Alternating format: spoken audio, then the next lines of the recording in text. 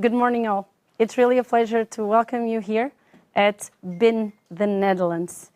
It was a long journey, but we made it. My name is Marisa Monteiro-Borsboom. I am a lawyer, but also the founder of Humanity of Things Agency and the Chamber of Commerce, Netherlands-Portugal, Porthollandia. BIN was only possible by gathering a few of good people with a lot of capacity. Welcome, Lika. Well, thank you very much, Marisa, and thank you very much for inviting me here. I'm very happy to be here. Thank you so much all for coming. My name is Lieke Lemp. I'm a trend analyst. I look at new technologies. I founded the Future Expertise Center, did that together with Richard Lamp, and we advise companies on new technologies, how to implement them and how to make them relevant, because I think that's the key. We started, of course, in Porto, but we had several events in Brazil, in Europe, in different countries. So nowadays we have delegates coming from more than 60 countries and doing all these activities, events. Yes, my name is Koos Santing and I'm the program manager of Impact City. And Impact City is founded by the city of The Hague. Of course, we have a lot of humanitarian organizations, UN organizations in this city. But we have to connect that with the entrepreneurs and the innovators, the impact makers. So the video is maybe even a good introduction for you. Ideas are scary. They come into this world ugly and messy.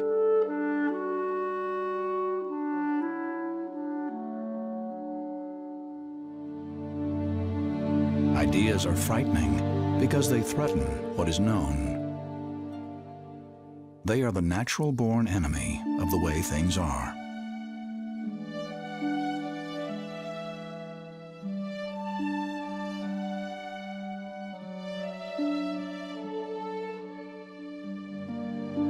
Yes, ideas are scary and messy and fragile.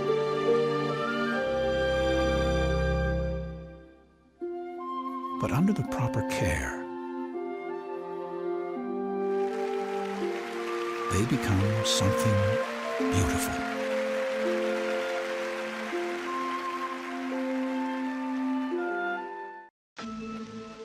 One day, machines will be sprayed to be made. And making something stronger will mean making it. Beautiful introduction, and actually that's where I want to start, with the idea of setting up an institute. And it was a wild idea. I didn't want to share it, and I told it a colleague of mine, of Nijrode. I said to him, why don't we start the Digital Ecosystems Institute? The first time I said it. Trying to make impact, also change the world, like Marisa just said, for her organization, and that's what we within the Digital Ecosystems Institute also want to do. We want to do business and we want to do good. But how do we want to do that? Because so our goal for the institute is to make a better place, that you said, and that we can make the movement bigger, and then we can do good and doing big. And yeah, I think it's good for everyone to understand how to do the ecosystem the ecosystem way of working, and start actually with yourself. And I started with myself, this change, and then you can change the world if you change yourself. So well, hopefully, Marisa, you will do the same, and I'm inspired by what you're doing. So let's move on together. To introduce the next speaker, my dear Nico, please tell a little bit about yourself and our guest. Can you use the microphone? Yes. Thanks, Marisa. Thanks very much. I think in the introduction, Marisa forgot a very important party to mention because we have some technical people on board. Yes. And they are doing a very great job to help us out here with sound and also with video. We're also on YouTube. I checked it and it works. My wife is watching. And But I'm one of the co-organizers of this event. I have met Marisa a few years ago, and on a very different topic. But she told me about the Porthollandia initiative. By then I was also working in Rotterdam. And Rotterdam and Porto have a very close connection, very interesting. So I was on board the first time we talked to each other. I found a very experienced person, Mr. Jacques de Jong, who's going to help us out on this topic today. I was born in The Hague, raised in The Hague. I live around The Hague and worked all my life in The Hague, here in this neighborhood. Yes, in the center of The Hague. So I know it pretty much, yes. The ball starts rolling, and it was interesting that the ball started rolling under the chairmanship of Tony Blair in 2005. And there in 2007, we were able, under German chairmanship, Angela, to create for the first time an integrated European energy policy with all the three elements about security, about economics, and about the environment in a broad framework to work on. States that rely heavily on fossil fuel exports and do not adapt to the energy transition will face risks and will lose influence. What will happen with Saudi Arabia? What will happen with the Gulf states? What will happen with Iran? What will happen with Russia? So the whole world will be put upside down. Now, thanks a lot, and be prepared for that. Thank you. Marisa, thank you very much. Yes, please. I wasn't expecting to speak, so thank you for this opportunity. But I think it is an opportunity to talk in front of such an interesting audience with, I think, a great topic. The Business Innovation Network is very close to what we're trying to do at The Hague Tech. We believe our aims are to connect the local people of The Hague through technology to try to have global impact. We are like other business centres that you'll find throughout the Netherlands. But I think what I've found today in the discussion that you've had, the idea of being agents of our own future, I think is really central to the idea of innovation.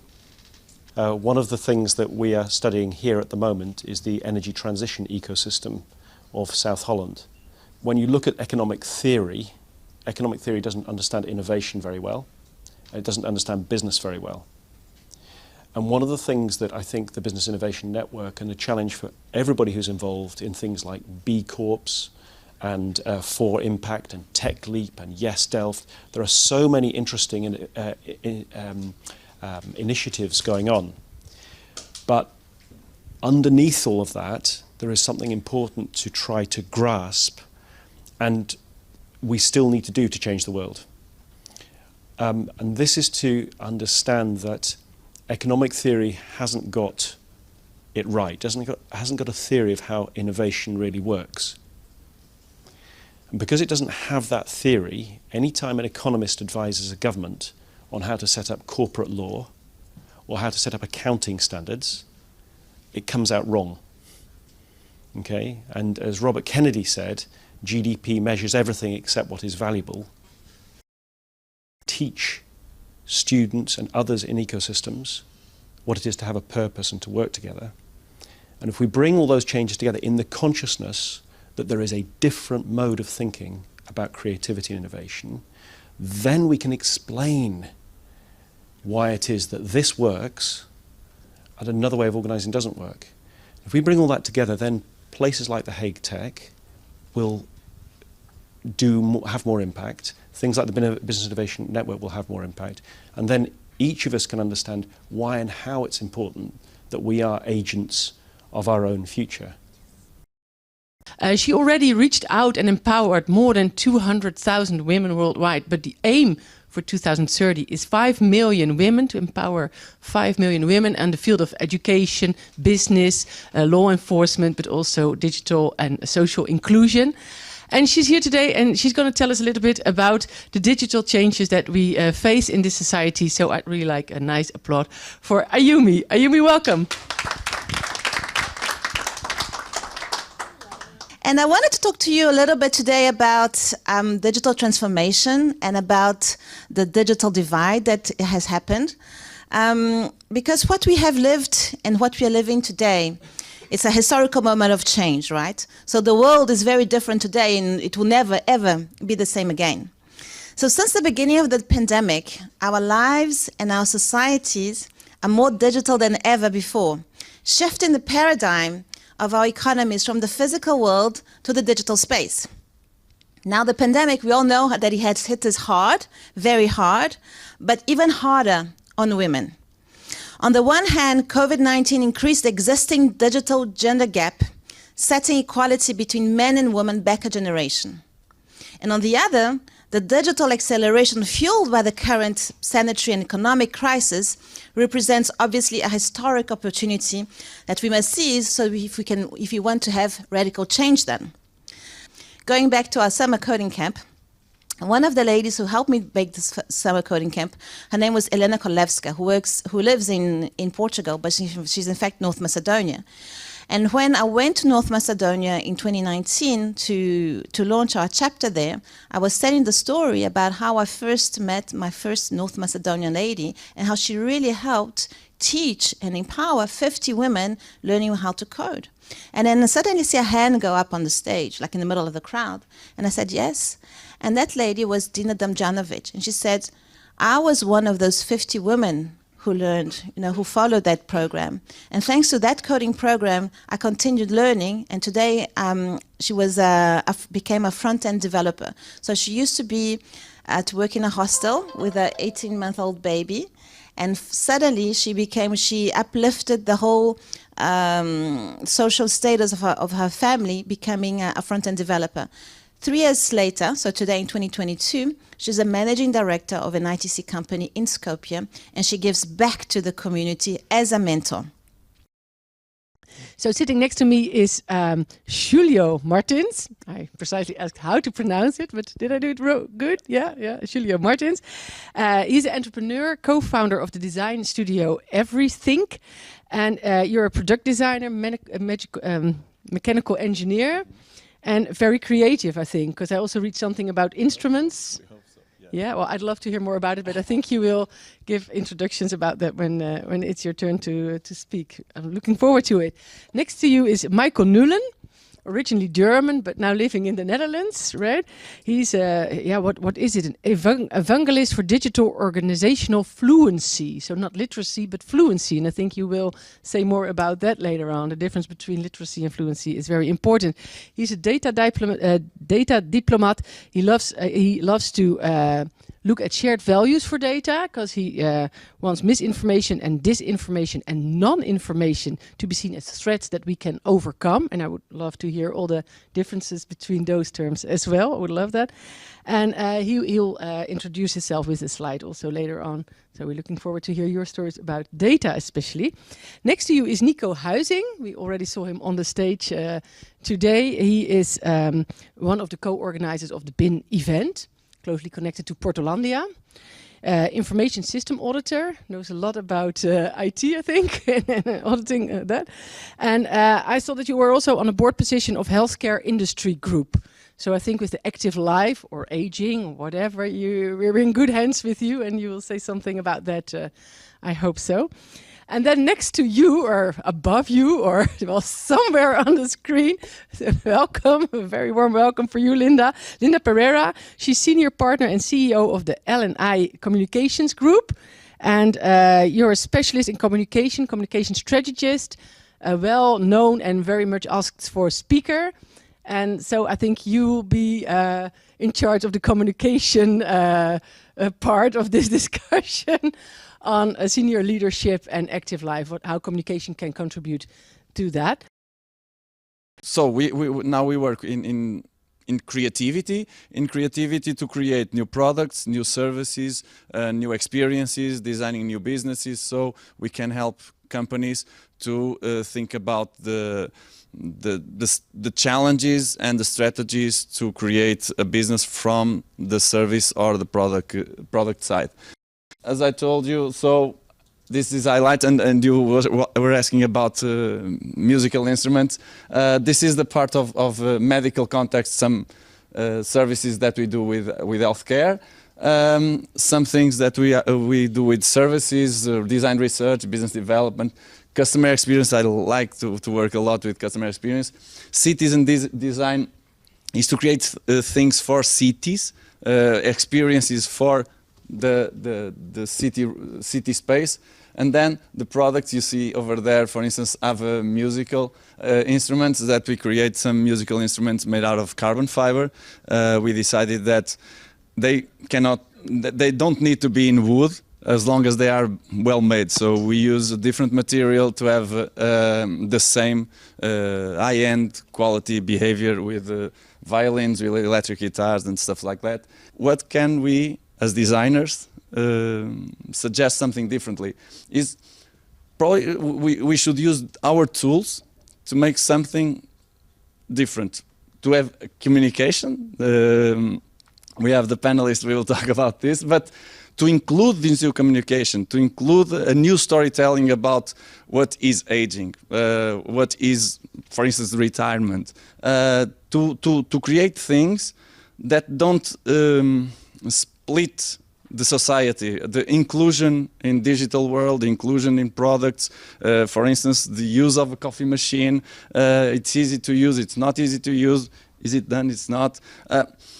We have to take care of the creation of things. Also, we need a designer. We need to have a designer attitude. Sorry, and designer attitude is non-judgment. Most of the times when we are in creative processes, in the ideation sessions, we have to give ideas and do not judge the ideas.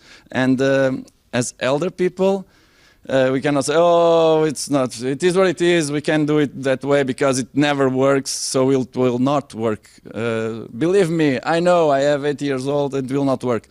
Probably it will work because technology evolves, knowledge evolves, science evolves, so we have to be open to understand that it's never done, it's never ended. I came to the Netherlands because I was an educational refugee. I wanted to study psychology, I wanted to work with people, but in Germany, where I'm from, you have to wait for 4 years, or it's like medicine, there's a selection at the front. So I came here. When I thought about this topic, senior leadership, active life, but the first thing that came to mind was lifelong learning. That's what defines me. I want to learn. But it's more than that. It's lifelong curiosity, actually. So your mindset, and it is mostly determined by experiences in your use, of course. For that one, what comes to my mind is intellectual depth.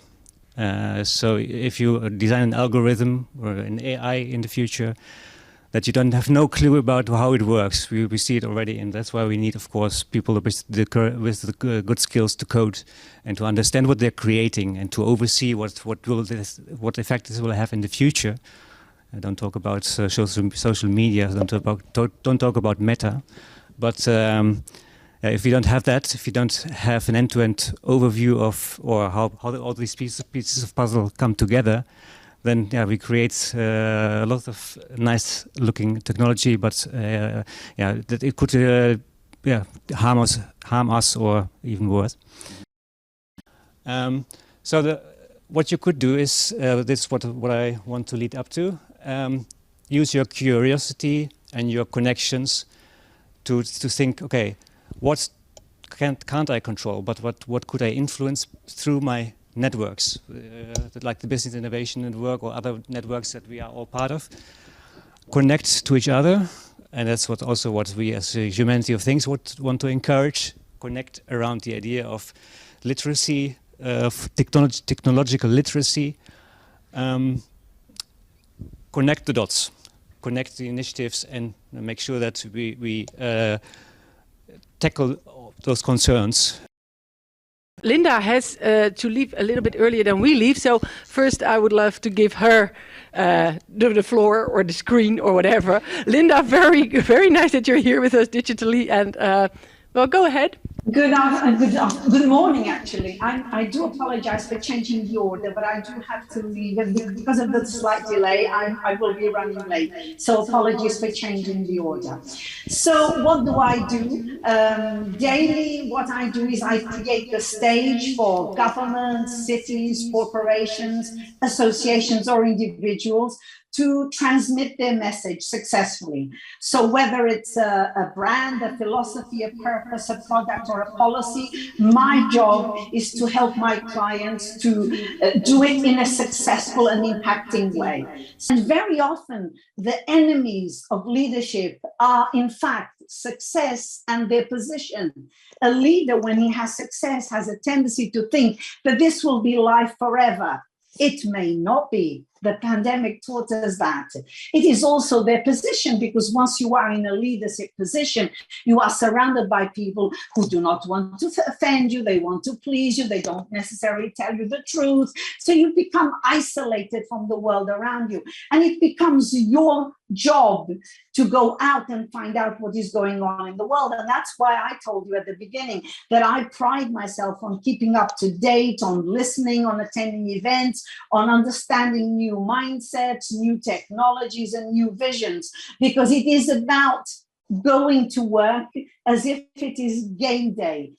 I give about 20% of my time to teaching and education because it keeps my mind and my knowledge and my expertise up to date and current. But it also brings me in connection to my future clients and the young people of the future. So when it comes to active aging, guys, I look forward, I look to the future, because that is where I'm going to live. I don't look backwards, I look forwards, and I try to connect myself with the youth that will become not only my employees, but my future clients. I hope I've contributed in some way to the conversation. Thank you. Thank you so much. Bye-bye, Linda. Bye. Bye. Well, I'm very happy she was on first. Okay. Because okay. it saves a lot of time. Yeah. But I like this very much more, the title of the action tank, because when you talk about senior leadership, then the question is, do you have to think as it is in a hierarchical sense, so that you have leaders that are senior in terms of the hierarchy, or is it leadership by seniors? And I think I prefer the last. When I started with EY, that is now more than 40 years ago, I went through an apprenticeship. I had people around me that took the time to learn things to me and me to show to them that I understood what was going on. And by one way or another, I have the feeling that we have lost that in the meantime. The younger people are too fast, too quick after an achievement. And that is being imposed by the scholar system, the university system, because it's all on achievements, testing, achievements. And I don't think that is necessary all the time. You have to take the time to learn a thing and go to the next level, and after you have proven that you have understood it well. And nevertheless, we have 4 million people in Holland that are not properly accessing internet. And what we have done in the meantime, we have put everything behind a website. And it's not possible to call by telephone anymore, because everybody thinks it's behind the internet, you can still help yourself. It doesn't work. In Germany, for instance, you're from Munich. Well, I think when 4 million people in the Netherlands are not having a proper access to internet, I think in Germany it must be at least 20 million. My action point would be like it's a bit based on the NS National Business Card that we have. That's a multimodal card, and you can use any kind of green transportation. So actually, for example, in the Netherlands, we should have like a multimodal card for everyone, so they can have like access to trains, public transportation, bicycles at stations, electric rent cars, electric steps, electric scooters, etc., etc. So that's in one card. Then we don't have to possess a car or whatever each of us, and we can actually put it into a more and greener society. Yeah, I'm a volunteer actually in the event, so I'm taking notes of everything. But well, I've studied law, so I'm a lawyer, and now I'm starting to study philosophy. And I'm one thing that I study a lot in university. It's how the society can engage in this kind of decisions, and it has something to do with sustainability. But that's maybe something that I would like to know from you. How do you engage society in this kind of measures that you proposed? Because if the industry have an impact on the society, how do the society participate in this kind of changes? Is through social organization, or maybe through the state, if you're talking about democracy, and it also involves society, and how these measures can be enforced or not by laws or by public policies, and how do you combine that with competitiveness, like with the industry and how it works? And yeah, I think that's a really complex question, but I would like to hear a little bit from you. Let me try to give you a simplified answer with an example again. And I'll stick with this theme of upskilling because I'm a real fan of this mindset. So today, Simon mentioned, so outside of my work, I'm also president for Women in Tech here in the Netherlands. We have a movement. So a social organization of more than 7,000 followers here now in the Netherlands. And that's voluntary activity, and I've been working on that with a wonderful tribe of women over the last couple of years.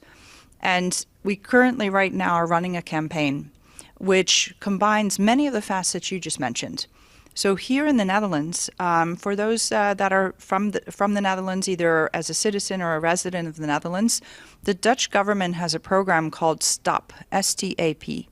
And the STOP funding offers every individual in the Netherlands €1,000 per year towards your education. Whether you're going to focus on a program online, offline, it doesn't matter. There's €1,000 you need to apply, and it takes about a month to process that information, and you get a result that says, yes, you qualified, here's your €1,000. So point one, the government. Point two is entities such as a company called the Growth Tribe. The Growth Tribe, for those that may not know it, is an online, on-demand digital upskilling company that offers digital training online for individuals. And it just so happens that they have a suite of courses that cost €995 to do that course, anywhere from 14 hours to 14 weeks long. And in combination with these two, an individual can register for their STOP funding, and they can get a free training online to get upskilled with digital skills. Now, one reason why this to me is very important is that I was looking at the programs, I thought very interesting, and I signed up for one. I got my STOP funding, and I'm engaged now in data analysis and storytelling, which I think is actually a very valuable skill in the corporate space. How we're going to end, and hopefully please join. We have some drinks, stay with us, and let's continue this action for change with human agents first. Okay? Thank you.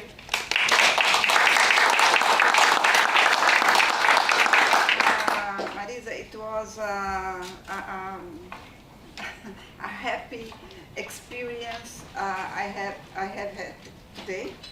I'd like to thank you this opportunity, to Pedro, and it was really a pleasure to participate of this event here.